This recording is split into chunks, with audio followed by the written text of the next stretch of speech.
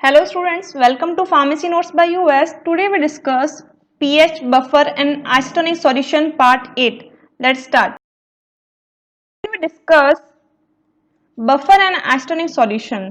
सबसे पहले अपन बात करते हैं कि आइसोटोनिक सॉल्यूशन क्या होते हैं। तो आइसोटोनिक यानी कि सेम टोन, यानी कि दो, अगर अपन कंपैरेटिवली दो सब्सटेंस की बात करते हैं, if they have the same tone same concentration then they known be isotonic. यानी कि अगर सेम कंसंट्रेशन होती है दो कंपैरेटिव सॉल्यूशन की तो उन दोनों को अपन आइसोटोनिक सॉल्यूशन कहते हैं।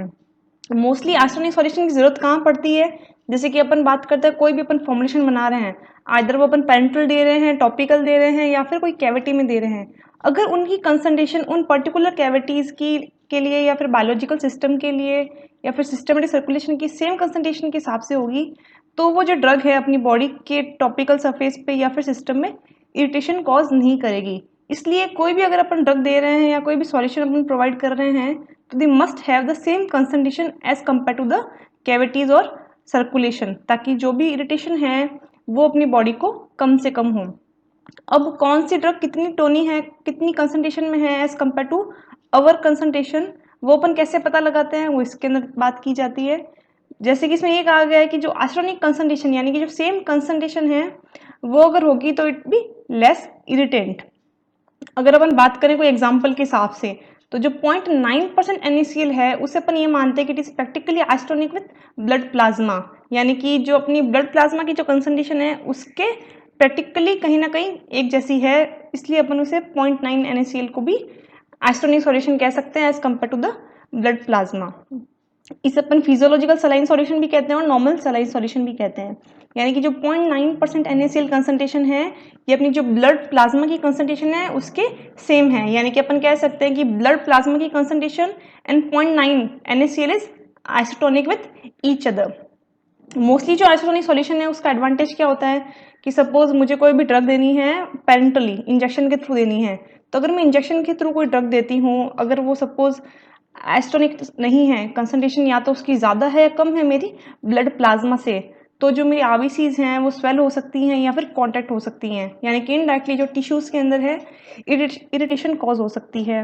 वहीं अगर वो सेम कंसंट्रेशन नहीं है और कोई मेडिसिन है जो अपन आंखों के अंदर स्टिल कर रहे हैं तो आईज में डिस्कम्फर्ट हो सकता है, नेजल कैविटी में स्टिल करते हैं और सेम कंसंट्रेशन नहीं है तो नेजल ट्रैक्ट को इरिटेट कर सकता है, ब्लड के अंदर आरबीसीज को रप्चर कर सकता है या स्वेल कर सकता है और आउटर बॉडी टिश्यूज में इरिटेशन कॉज कर सकता है।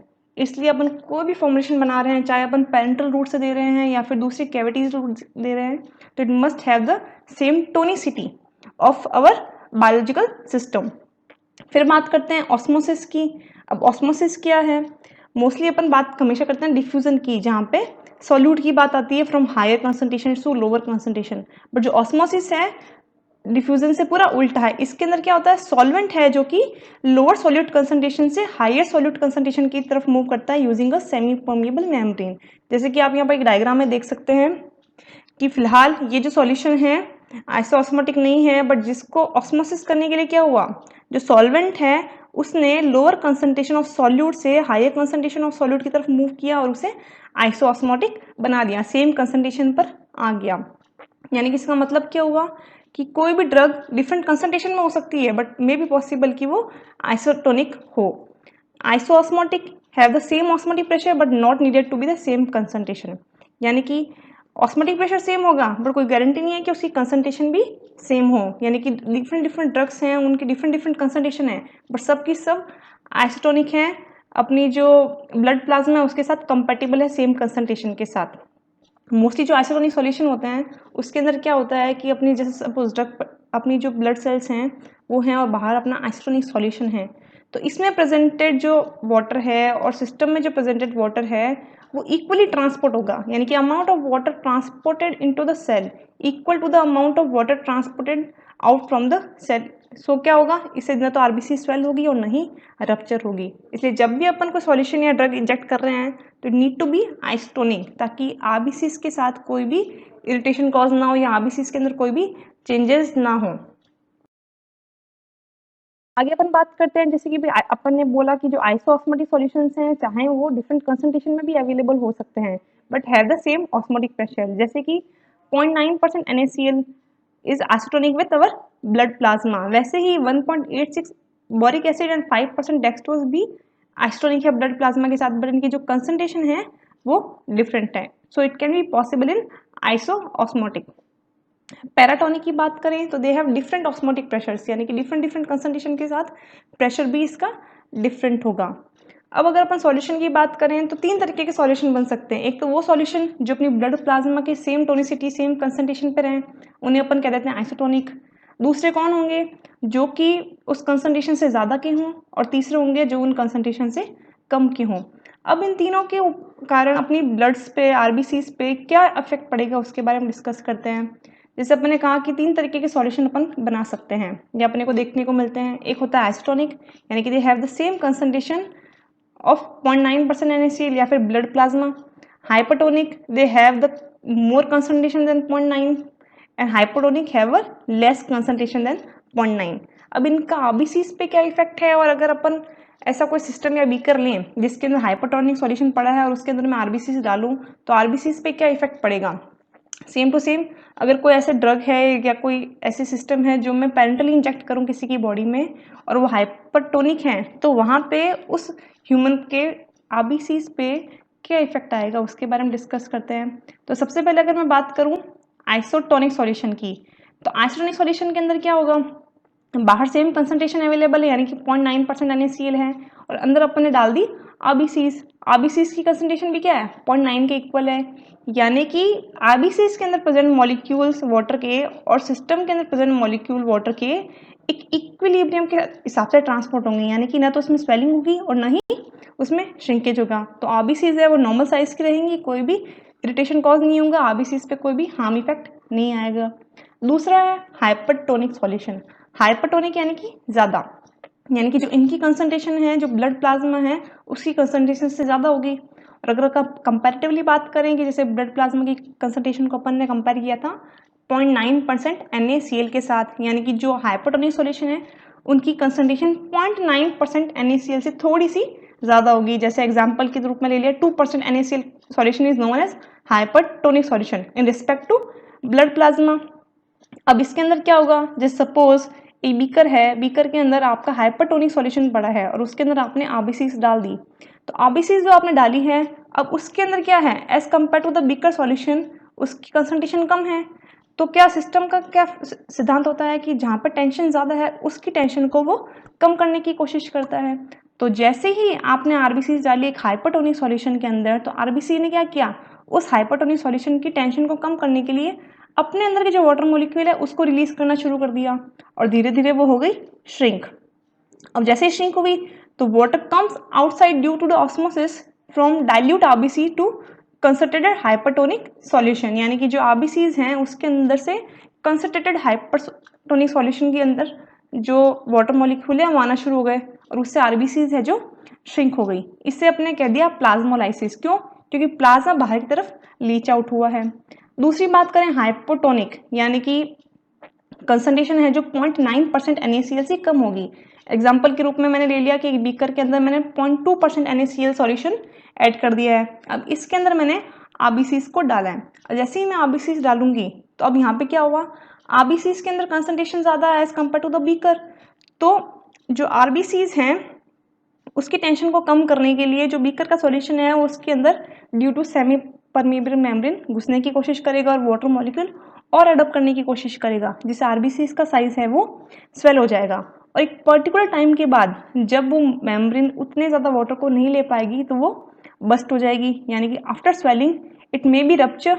और जैसे ही रप्चर हुई तो जो हीमोग्लोबिन है वो रिलीज हो जाएगा, उसे अपन कह देंगे हीमोलाइसिस या फिर साइटोलाइसिस. यानी कि अगर आइसोटोनिक सॉल्यूशन है तभी अपनी जो आरबीसीज है वो नॉर्मल रह पाएगी, उसके अंदर कोई भी इरिटेशन कॉज नहीं होगी और अपने सिस्टम के अंदर कोई भी हार्म नहीं होगा. बट हाइपोटोनिक सॉल्यूशन भी है और हाइपरटोनिक सॉल्यूशन भी है, तो अपनी आरबीसीज या तो श्रिंक हो जाएंगी या फिर स्वेल हो जाएंगी, जो कि एक तरीके से एक इरिटेशनल कॉज है. Now we discuss how to measure the tonicity. अब यानी कि अपन को ये पता चल गया है कि भाई सॉल्यूशंस हैं वो या तो आइसोटोनिक हो सकते हैं या हाइपोटोनिक हो सकते हैं या फिर हाइपोटोनिक हो सकते हैं. अब उसे अपन पता कैसे लगाएं कि ये हाइपोटोनिक है, हाइपोटोनिक है या फिर हाइपरटोनिक है, अगर अपन कोई भी ड्रग सॉल्यूशन बॉडी में इंजेक्ट कर रहे हैं तो उसके लिए 2 मेथड्स आते हैं. एक आता है हीमेटोलाइटिक मेथड और दूसरा होता है कॉलिगेटिव मेथड। हीमेटोलाइटिक मेथड से तो अपन ये पता लगा सकते हैं कि जो भी अपनी सैंपल है जो कि अपन इंजेक्ट करने जा रहे हैं ब्लड स्ट्रीम के अंदर, वो हाइपोटोनिक है या फिर हाइपोटोनिक है। एक बार अगर ये पता चल जाए कि वो सॉल्यूशन हाइपोटोनिक है तो क्या होगा, उसको डाइल्यूट करके दे दो। और या ये पता चल जाए कि भी सॉल्यूशन हाइपोटोनिक है तो उसके अंदर अपन स्टैंडर्ड सॉल्यूशन जो कि अपनी प्लाज्मा के हिसाब से बराबर है लाइक NaCl, वो एडअप करके दे दो। दूसरे मेथड है कॉलिगेटिव मेथड। कॉलिगेटिव मेथड्स के अंदर एडजस्टमेंट मेथड है कि आपको कोई ड्रग है वो पता है कि आपने कैलकुलेट करके निकाल ली कि भाई इतनी ड्रग इतनी एस्ट्रोनिक है, अब अगर आपको इतना देना है तो उसमें क्या आपको और एड ऑन करना पड़ेगा, वो अपन इसके थ्रू कैलकुलेट कर सकते हैं। कॉलिगेटिव मेथड 4 तरीके के होते हैं। They are based on molecular concentration, based on freezing point, based on NaCl equivalent values and White Vincent method. सबसे पहले अपन बात करते हैं हीमेटोलाइटिक मेथड की। हीमेटोलाइटिक मेथड के अंदर मोस्टली एक इंस्ट्रूमेंट आता है हीमेटोक्रिट। हीमेटोक्रिट के अंदर मोस्टली एक सेंट्रीफ्यूगेशन यूनिट होती है जिसके अंदर 2 टेस्ट ट्यूब्स लगी होती हैं। टेस्ट ट्यूब के अंदर, एक टेस्ट ट्यूब के अंदर तो अपन ब्लड एंड 5% जो अपना स्टैंडर्ड सैंपल है वो अपन ऐड करते हैं, और जो कैपिलरी भी होती है उसके अंदर अपना ब्लड एंड 5% वो सैंपल जिसको अपने को चेक करना है कि हाइपोटोनिक है, हाइपोटोनिक है या फिर आइसोटोनिक है, वो अपन उसके अंदर ऐड कर देते हैं। फिर इसे एक सेंट्रीफ्यूग करते हैं एट हाई स्पीड।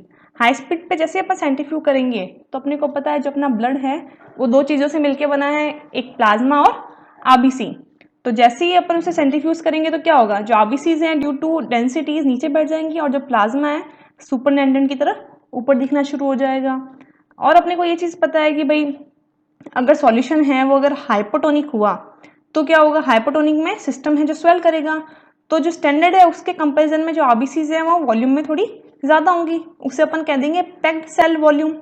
और अगर सॉल्यूशन हाइपरटोनिक हुआ तो वो श्रिंक हो जाएंगी, तो जो कंपैरेटिव है स्टैंडर्ड से वो थोड़ी सी कम होगी।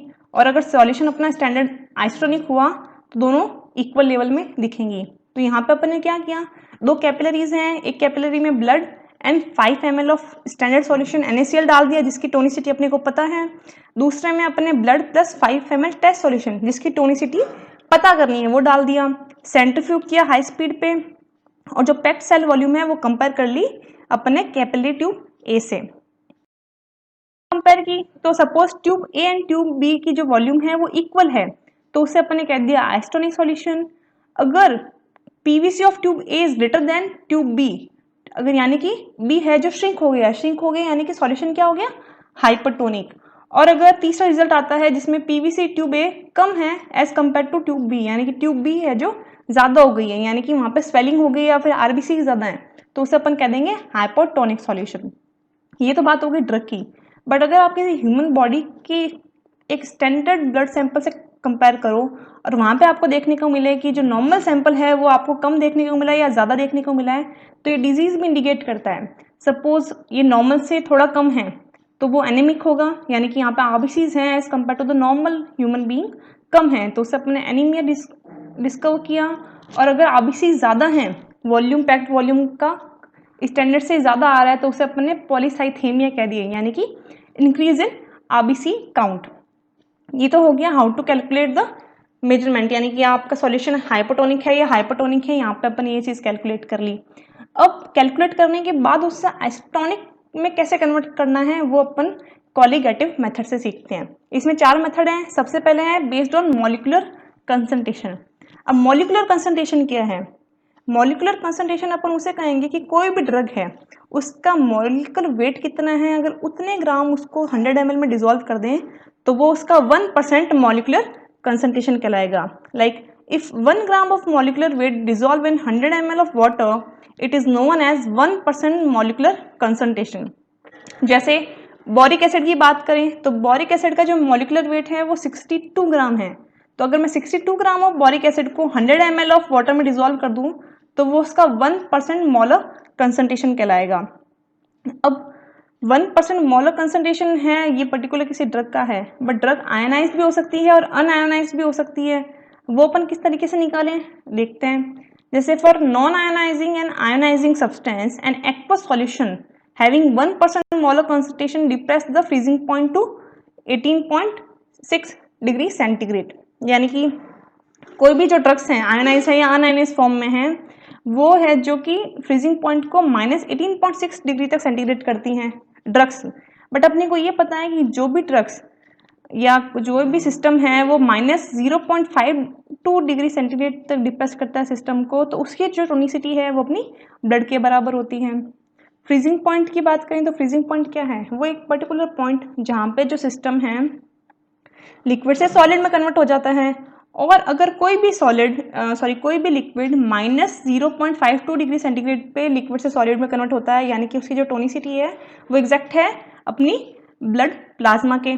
बट अगर कोई सब्सटेंस जिसकी फ्रीजिंग पॉइंट -18.06 है, तो उसका अपन प्लाज्मा के कंपैरेटिव टोनिसिटी कैसे निकालें, तो उसके लिए अपन क्या करेंगे, freezing point of plasma upon depress the freezing point of ionize and non ionizing substance. तो इसके कैलकुलेट करने पे आपके पास मान आता है 0.03% molar concentration of plasma isotonics with blood, यानी कि कोई भी ड्रग है अगर उसको आप इससे मल्टीप्लाई कर देंगे तो आपके पास वो कंसंट्रेशन आ जाएगी जो कि एस्टोनिक होगी विथ ब्लड। बात करें कि भाई नॉन आयनाइजिंग एंड आयनाइज दो तरीके के सब्सटेंस होते हैं। नॉन आयनाइजिंग यानी कि जिसमें आयंस का अब्सेंस है, उसके लिए सिंपल फॉर्मूला ये रहता है, जैसे कि एग्जांपल है बोरिक एसिड।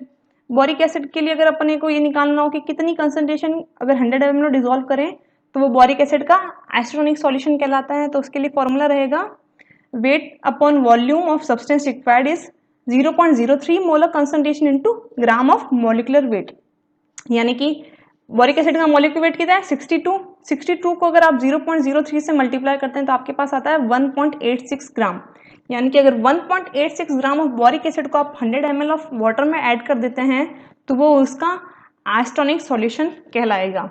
अब वही अगर अपन फॉर आयनाइजिंग सब्सटेंस के लिए बोलें तो आयनाइजिंग सब्सटेंस के लिए रहेगा 0.03 into gram molecular weight upon number of ion yielded by molecule, यानी कि अगर आयनाइजिंग सब्सटेंस है तो नंबर ऑफ आयन कितने हैं वो डिवाइडेंट में आ जाएंगे। जैसे एग्जांपल की बात करूं मैं सोडियम सल्फेट की, तो सोडियम सल्फेट में 3 आयन हैं, 2 सोडियम का और 1 सल्फेट का। फॉर्मूला सेम रहेगा 0.03 into gram molecular weight. Sodium sulphate का मॉलिक्यूलर वेट होता है 148, तो आपके पास रिजल्टेंट आएगा 0.03 into 148 upon 3, resultant is 1.48 gram. So required to make 100 ml solution isotonic, यानी कि अगर आप 1.48 ग्राम ऑफ सोडियम सल्फेट को 100 ml पानी में डिसॉल्व कर देंगे तो जो सॉल्यूशन है वो एस्टोनिक होगा आपके ब्लड प्लाज्मा के कंपैरेटिवली। मेथड बी की बात करते हैं। मेथड बी है based on freezing point data.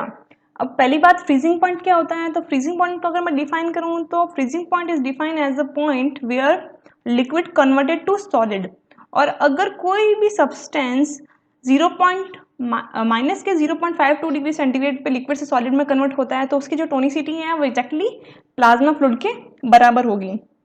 इसके अंदर एक फॉर्मूला है, यानी कि आपको कोई ड्रग है उसकी अगर फ्रीजिंग पॉइंट पता है तो और इससे आप इसे कंपेयर करो तो आपको ये पता चल जाएगा कि उसके अंदर आपको रेस्ट ऑफ NaCl कितना डालना है उसको एस्टोनिक बनाने के लिए।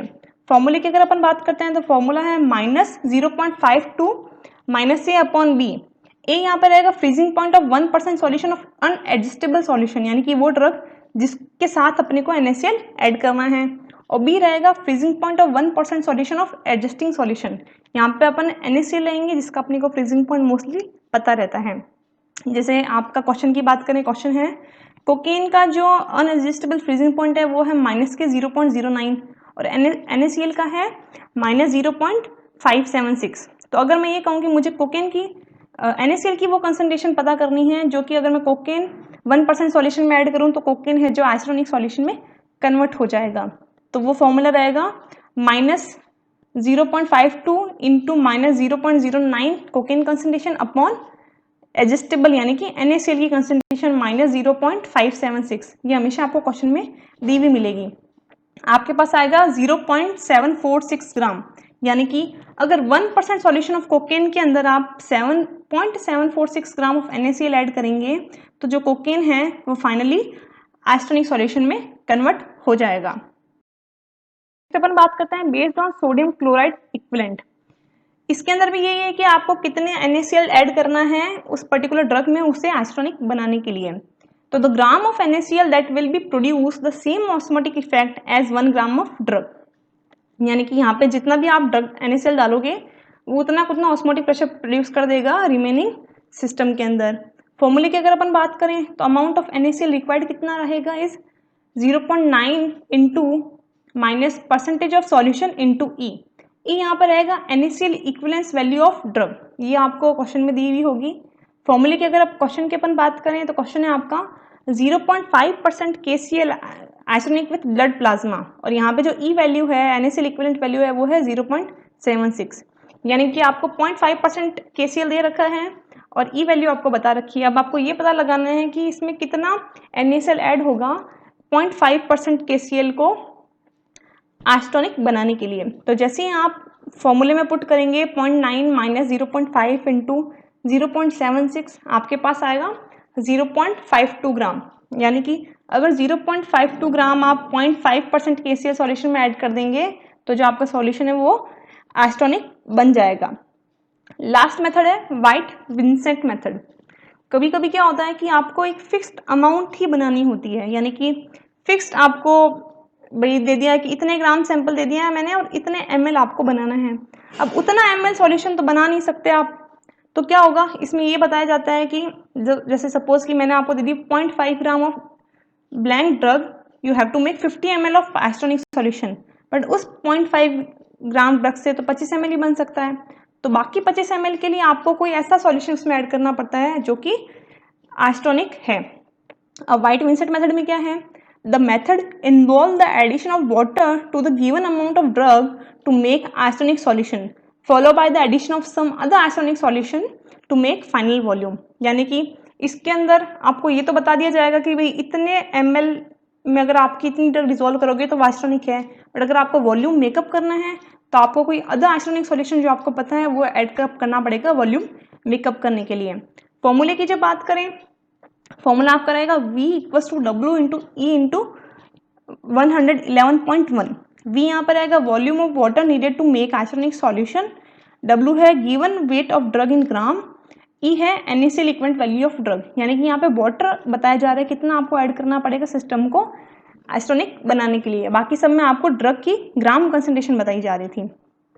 आपके लिए क्वेश्चन है 50 ml आइसोटोनिक सॉल्यूशन आपको बनाना है from 0.5 gram of boric acid, यानी कि आपको बोरिक एसिड फिक्स दे दिया भाई 0.5 ग्राम बनाना है, और ये बता दिया कि आपको 50 ml आइसोटोनिक सॉल्यूशन प्रिपेयर करना है from 0.5 gram of boric acid से। फॉर्मूला क्या है कि वॉल्यूम निकालने के लिए 0.5 gram, weight of drug into gram equivalent भी आपको बता दिया 0.5 ही है इंटू 111.1, आपके पास आ गया 27.8 ml। यानी कि अगर आप 0.5 ग्राम बोरिक एसिड ले रहे हो और उसको आपको आइसोटोनिक सॉल्यूशन बनाना है तो आपको केवल 27.8 ml ही वाटर लेना पड़ेगा, तब जाके वो आइसोटोनिक सॉल्यूशन बनेगा। बट क्वेश्चन अपने को क्या कह रहा है, you have to add 50 ml, but अगर 50 ml ऐड करेंगे तो ऑब्वियसली ये डाइल्यूट हो जाएगा, हाइपोटोनिक हो जाएगा।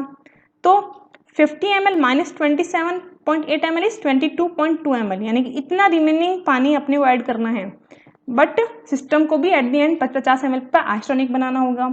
तो अपन क्या करेंगे 22.2 ml जितना NaCl का सॉल्यूशन ले लेंगे स्टैंडर्ड और उससे इसके अंदर मिक्स कर देंगे। तो लास्ट में अपने पास रिजल्टेंट क्या रहा 50 ml आइसोटोनिक सॉल्यूशन जिसके अंदर 27.8 बोरिक एसिड का सॉल्यूशन है और 22.2 NaCl है, और लास्ट में जो वॉल्यूम मेकअप हुई वो हो गई 50% isotonic solution of 0.5 gram of boric acid. If you understand and enjoy the video, please like, share and subscribe. Thank you.